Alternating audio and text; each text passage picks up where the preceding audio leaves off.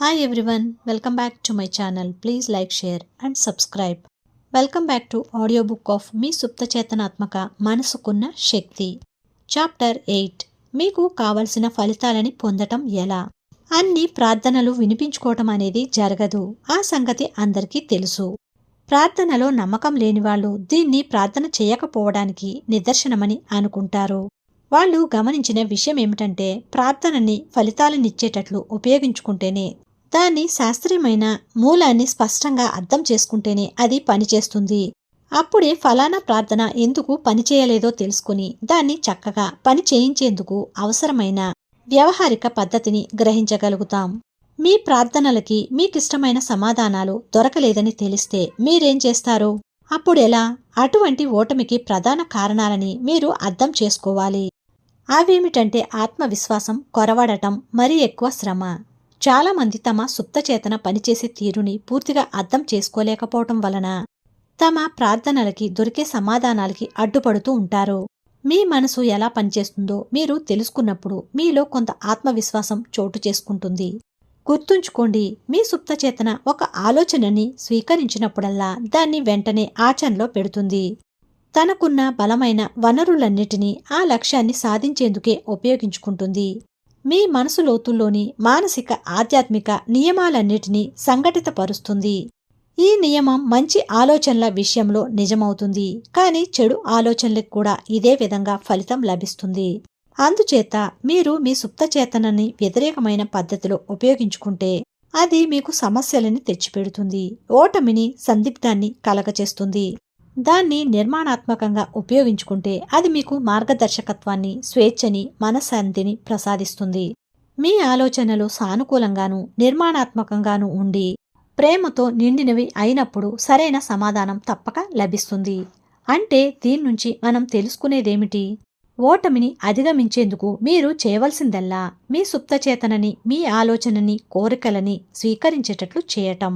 అది నిజమని మీరు ఇప్పుడు అనుకుంటే చాలు. మీ మనసు తాలూకు నియమం మిగతాదంతా చూసుకుంటుంది. మీ కోరికలని నమ్మకంతో, ఆత్మవిశ్వాసంతో అందచేయండి. మీ సుప్తచేతన వాటిని అందుకుని మీకు సమాధానం చెప్తుంది. మీ సుప్తచేతనని ఎప్పుడైనా మీకోసం ఏదైనా చేయమని బలవంతం చేస్తే మీరు ఫలితాన్ని సాధించలేరు. మీరు కోరుకున్న ఫలితాలు దగ్గరవటానికి బదులు దూరంగా పోతాయి. మానసికంగా ఒత్తిడి చేస్తే మీ సుప్తచేతన స్పందించదు. మీ నమ్మకానికి, మీ చైతన్యం తెలిపే ఆమోదానికి మాత్రమే అది స్పందిస్తుంది. మీ ఓటమికి కారణం మనసులో అలాంటి మాటలు అనుకోవటం వల్ల కూడా కావచ్చు. అవి ఇలాంటి మాటలు అయి ఉండొచ్చు.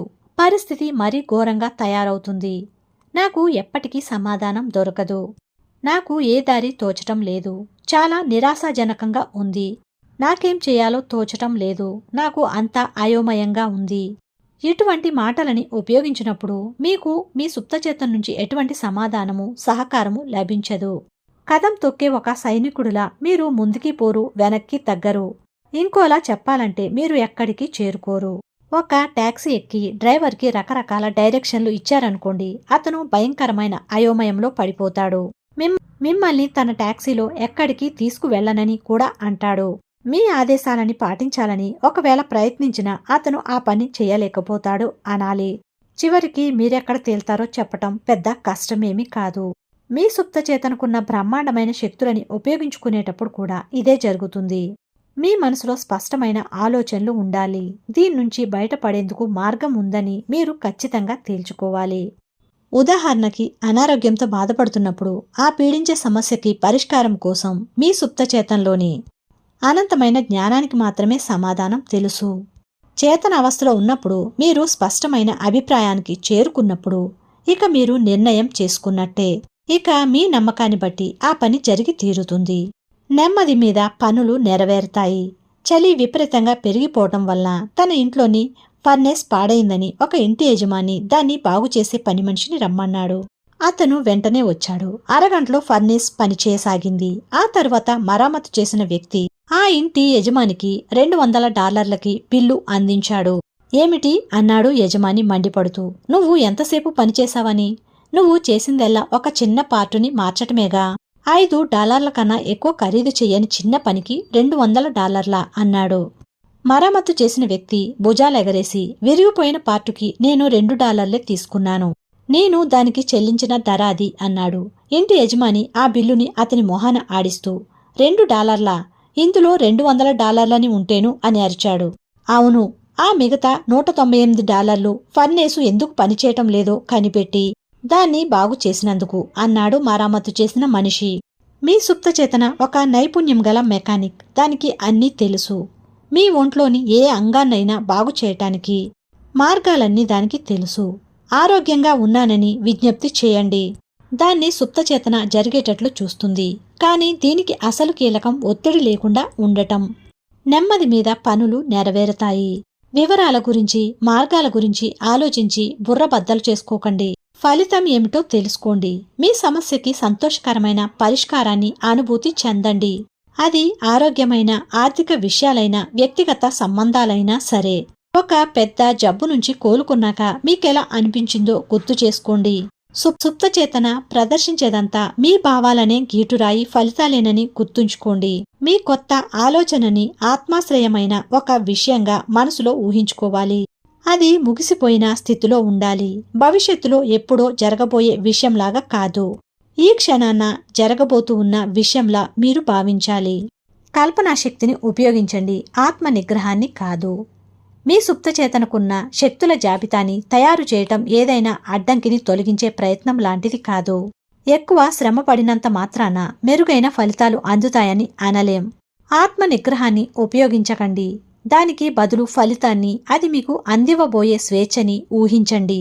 మీ బుద్ధి మీకు అడ్డం పడటం గమనిస్తారు. సమస్యని పరిష్కరించే మార్గాలని కనుక్కునే ప్రయత్నం చేస్తూ వాటిని మీ మీద రుద్దేందుకు అది ప్రయత్నిస్తుంది. దీన్ని ఎదిరించండి. సమస్యలని పరిష్కరించేందుకు మీకున్న మేధోశక్తులని పక్కన పెట్టండి. పసిపిల్లల్లా అద్భుతాలు సృష్టించగల మామూలు నమ్మకాన్ని వదలకుండా పట్టి ఉంచుకోండి. రోగం కాని, సమస్య కాని లేనట్టు ఊహించుకోండి. మీరు కోరుకునే స్వేచ్ఛతో కూడుకున్న స్థితి, మీకిచ్చే భావాత్మకమైన సంతోషాన్ని ఊహించుకోండి. ఈ ప్రక్రియలోంచి క్లిష్టమైన మార్గాలన్నిటినీ తొలగించండి. సరళమైన మార్గమే అన్నిటికన్నా మంచిది. క్రమశిక్షణతో కూడిన కల్పనాశక్తి అద్భుతాలని ఎలా సృష్టిస్తుంది? క్రమశిక్షణతో కూడిన శాస్త్రీయమైన ఊహాశక్తి ద్వారా మీ సుప్తచేతనలోంచి స్పందన పొందటం ఒక అద్భుతమైన మార్గం. మనం ముందే చెప్పుకున్నట్లు సుప్తచేతనే శరీరాన్ని నిర్మించే వాస్తు శిల్పి, నిర్మాత. అది మీ అంగాలకి సంబంధించిన ముఖ్యమైన కార్యాలన్నిటినీ నియంత్రిస్తుంది. బైబిల్లో ప్రార్థన ద్వారా నమ్మకంతో మీరేమడిగినా అది మీకు దొరుకుతుంది అని ఉంది. నమ్మటం అంటే దేన్నైనా నిజమని స్వీకరించటం, అదే మీరుగా అనుకుని ఆ స్థితిలో జీవించటం. మీరీ మనస్థితిని పోగొట్టుకోకుండా ఉంటే మీ ప్రార్థనలకి సమాధానం దొరికితే కలిగే ఆనందం మీ సొంతం అవుతుంది. ప్రార్థన ఫలించేందుకు 3 మెట్లు. ప్రార్థన ఫలించాలంటే ముఖ్యమైన 3 మెట్లు అవసరం. 1. సమస్యని అంగీకరించండి. 2. ఆ సమస్యని సుప్తచేతనకి అప్పచెప్పండి. అన్నిటికన్నా మెరుగైన ఫలితాలనిచ్చే మార్గం దానికి మాత్రమే తెలుసు. 3. సమస్య పరిష్కరించబడిందన్న లోతైన నమ్మకంతో విశ్రాంతిగా ఉండండి. సందేహాలు, సంకోచాలు మీ ప్రార్థనని బలహీనపరుస్తాయి. నాకు నయమైతే బావుణ్ణు, లేదా ఇది పనిచేస్తుందని ఆశిస్తున్నాను అని అనుకోకండి. జరగవలసిన పని గురించి మీ మనసులో ఉండే భావాన్ని బట్టే మీకు ఫలితాలు లభిస్తాయి. సామర్థ్యం మీది, ఆరోగ్యం మీదని తెలుసుకోండి. సుప్తచేతనకున్న అనంతమైన ఉపశమన శక్తికి వాహనంగా మారి మీరు ప్రభావాన్ని చూపించగలుగుతారు. పూర్తి నమ్మకంతో ఆరోగ్యం గురించిన ఆలోచనని మీ సుప్తచేతనకి అందచేయండి. ఆ తరువాత ప్రశాంతంగా ఉండండి. మిమ్మల్ని మీరు ఆ శక్తికి అర్పించుకోండి. పరిస్థితితో ఇలా అనండి, ఇది కూడా ముగిసిపోతుంది. ప్రశాంతంగా, నమ్మకం కలిగి ఉన్నట్లయితే మీ సుప్తచేతనలో మీరు ఆలోచనలని పొందగలుగుతారు. ఇది ఆ ఆలోచనలో ఉండే వేగవంతమైన శక్తిని, స్పష్టమైన ఫలితాల్ని పొందేలా ప్రేరేపించగలుగుతుంది. మీరు ప్రార్థించే విషయానికి పూర్తిగా వ్యతిరేకమైనవి మీకు దొరకవచ్చు. ఎమిల్ కుయే బాగా ప్రసిద్ధుడైన ఫ్రెంచ్ మనస్తత్వవేత్త. ఆయన చేసిన ఉపన్యాసాలు అమెరికాలో ఆయనకి ఎంతో మంది అభిమానులని, శిష్యులని సంపాదించి పెట్టాయి. ఆయనకి ఉన్న అవగాహనలో ఒకటి, మీ కోరికలు, ఊహలు ఒకదానితో ఒకటి ఘర్షణ పడ్డప్పుడు మీ ఊహలే ఎప్పుడు తప్పకుండా గెలుస్తాయి. దీన్నే ఆయన తలకిందులు ప్రయత్నమని అన్నాడు. నేల మీదున్న ఒక సన్నని పలక మీద మిమ్మల్ని నడవమని ఎవరైనా అడిగితే మీరు చాలా సులభంగా ఆ పని చేయగలుగుతారు. ఏమాత్రం సందేహించరు. కాని అదే పలక 20 అడుగుల ఎత్తున 2 గోడల మధ్య పరిచి ఉన్నట్లయితే మీరు దానిమీద నడుస్తారా? నడవగలరా? బహుశా నడవరు. ఆ పలక ఈ కొస నుంచి ఆ కొస దాకా నడవాలనే మీ కోరికకి మీ ఊహలు అడ్డొస్తాయి. ఆ పలక మీద నుంచి జారి అంతెత్తు నుంచి కిందకి పడిపోవటం గురించి ఊహించుకుంటారు. మీకు ఆ పలక మీద నడవాలని బలమైన కోరిక ఉండవచ్చు. కాని పడిపోతామేమో అన్న భయం మిమ్మల్ని ఆ పని చేయకుండా ఆపుతుంది. మీ ఊహలని జయించాలని గాని అణిచివేయాలని గాని మీరు ప్రయత్నించిన కొద్దీ పడిపోతానేమో అనే ఊహ మరింతగా మీ మనసుని ఆక్రమించి బలపడుతుంది. నా ఓటమిని అధిగమించేందుకు నేను నా ఆత్మ నిగ్రహాన్ని ఉపయోగించుకున్నాను. నేను నా ఆత్మశక్తిని ఉపయోగించుకుంటాను అనే ఆలోచన ఓటమి అనే ఆలోచనని మరింత బలపరుస్తుంది. మానసికమైన ప్రయత్నం తరచూ వ్యక్తి ఓటమికి దారితీస్తుంది. కోరుకున్న దానికి వ్యతిరేకమైన ఫలితాలనిస్తుంది. ఆత్మ నిగ్రహానికి పని కల్పించేందుకు బలవంతంగా ప్రయత్నించినప్పుడు అశక్తత అనే స్థితిని నొక్కి వక్కానిస్తున్నట్లు అర్థం వస్తుంది. అదెలా ఉంటుందంటే ఆకుపచ్చ రంగు నీటి గుర్రం ఉండదనే ఆలోచన కోసం మీరు ఎలా చేయగలరు? అదంతా చేసేందుకు ప్రయత్నిస్తున్నట్లు ఉంటుంది. నిర్ణయం వలన ఆకుపచ్చ నీటి గుర్రం మీ మనసుని పూర్తిగా ఆక్రమించుకుంటుంది. ఎక్కువగా మీరు దేని గురించైతే ఆలోచిస్తారో దానికే మీ సుప్తచేతన కూడా స్పందిస్తుంది. ఆ రెండు పరస్పర విరుద్ధమైన ప్రస్తావనలతోనూ ఏది ఎక్కువ బలమైనదో దాన్నే మీ సుప్తచేతన స్వీకరిస్తుంది. బహుశా మీరిలా ఆలోచిస్తారేమో, నాకు ఉపశమనం కావాలి, నాకది ఎందుకు దొరకదు? నేనెంతో గట్టి ప్రయత్నమే చేస్తున్నాను, నాకు ఫలితాలెందుకు దొరకటం లేదు? నేనింకా గట్టిగా ప్రార్థన చేసేందుకు ప్రయత్నించాలి. నాకున్న ఆత్మ నిగ్రహాన్ని నేను పూర్తిగా ఉపయోగించుకోవాలి. మీరు ఎక్కడ పొరబడుతున్నారో గ్రహించాలి. మీరు మరీ ఎక్కువ ప్రయాస పడుతున్నారు. ఆత్మ నిగ్రహం సాయంతో మీ ఆలోచనని స్వీకరించమని ఎప్పుడు మీ సుప్తచేతనని బలవంత పెట్టకండి.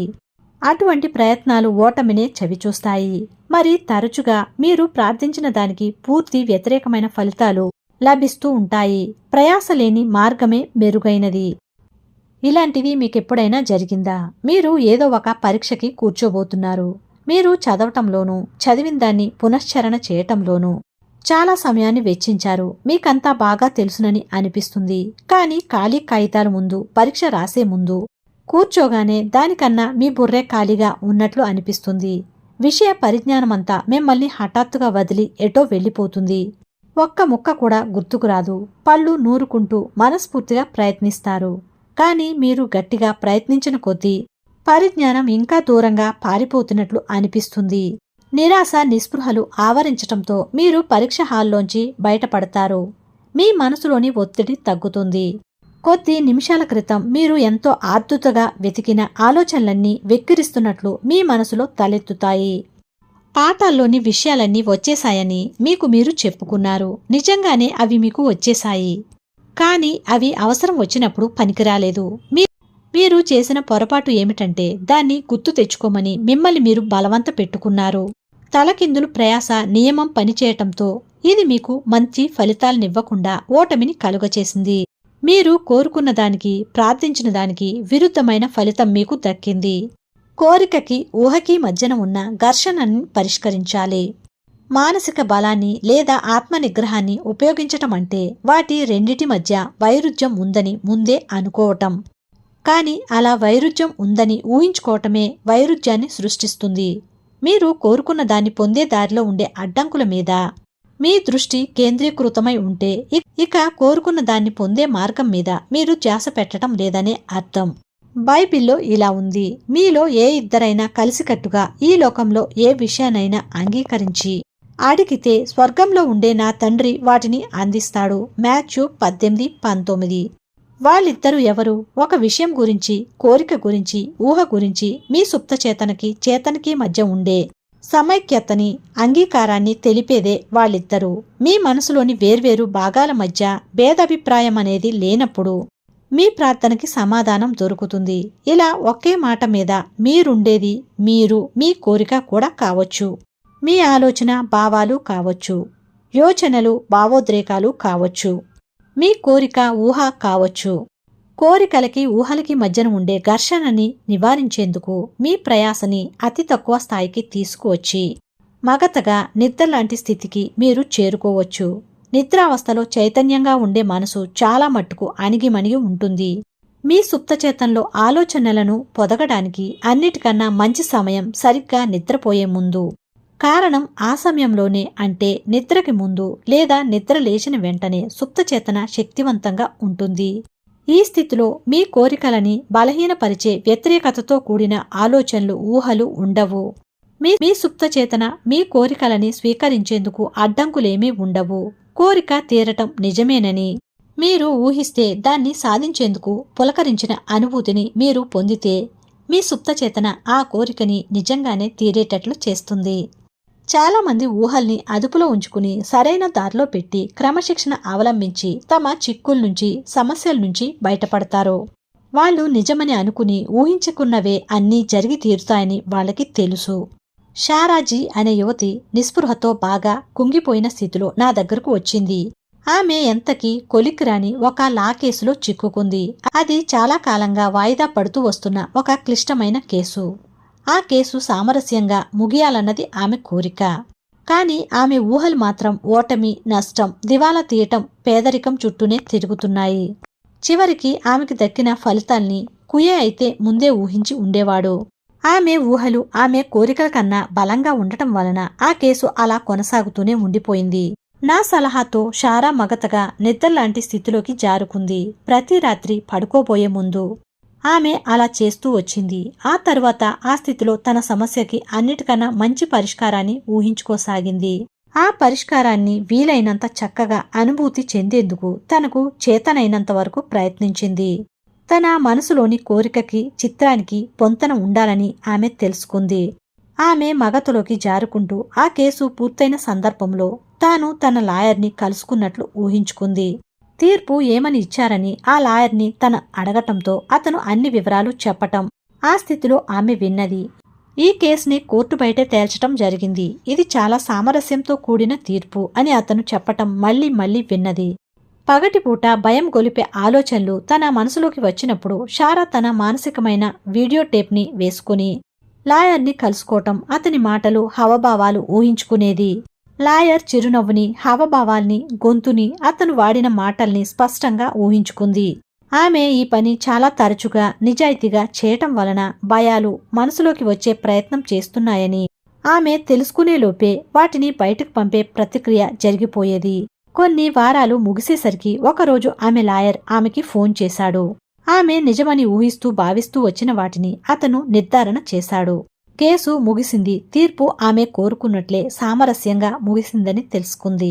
అసలు స్తుతికర్త రాసింది ఇదే. నా నోట్లోని మాటలు, మీ ఆలోచనలు, ఊహలు, నా హృదయంలో చేసే ధ్యానము, మీ భావాలు, స్వభావము, భావోద్రేకాలు మీ దృష్టిలో ఆమోదయోగ్యంగా ఉండుగాక. ఓ దేవా, మీ సుప్తచేతన తాలూకు నియమం, నా బలం, నాకు విమోచనం ప్రసాదించేవాడు. మీకు అనారోగ్యం, నిర్బంధనం, వ్యాధుల నుంచి విమోచనం కలిగించే మీ సుప్తచేతంలోని వివేకం అనే శక్తి. కీర్తన 19:14.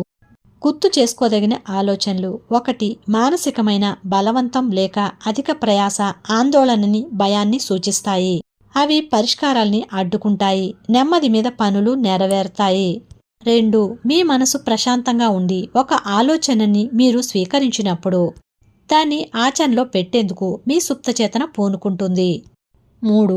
సంప్రదాయ పద్ధతులని స్వతంత్రంగా ఆలోచించి ప్రణాళికలు వేయండి. ప్రతి సమస్యకి ఏదో ఒక సమాధానం, ఒక పరిష్కారం ఉంటాయని తెలుసుకోండి.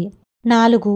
మీ గుండె కొట్టుకోవటం గురించి, మీ ఊపిరితిత్తులు గాలి పీల్చుకోవటం గురించి, మీ శరీరంలోని మరే అవయవమైనా చేసే పని గురించి మరీ ఎక్కువ పట్టించుకోకండి. మీ బరువంతా సుప్తచేతన మీద వేసి దేవుడు సరైన పద్ధతిలో దాన్ని పరిష్కరిస్తాడని తరచూ ప్రకటించండి. 5. ఆరోగ్యం గురించిన ఆలోచనలు ఆరోగ్యాన్నిస్తాయి. సంపద గురించి ఆలోచిస్తే సంపద సమకూరుతుంది. మీకెలా అనిపిస్తుంది? 6. ఊహాశక్తి మీకున్న శక్తులన్నిటిలోకి బలమైనది. మంచిని, ప్రేమించదగిన విషయాల్ని ఊహించుకోండి. మీ గురించి మీరేం ఊహించుకుంటున్నారో అదే మీరు. 7. నిద్రావస్థలో చేతనకి, సుప్తచేతనకి ఉండే ఘర్షణని మీరు నివారిస్తారు. నిద్రపోయే ముందు మీ కోరిక తీరినట్లు పదే పదే ఊహించుకోండి. ప్రశాంతంగా నిద్రపోయి ఆనందంగా మేల్కోండి. నెక్స్ట్ చాప్టర్ నెక్స్ట్ వీడియోలో. Thank you for listening. Please like, share and subscribe.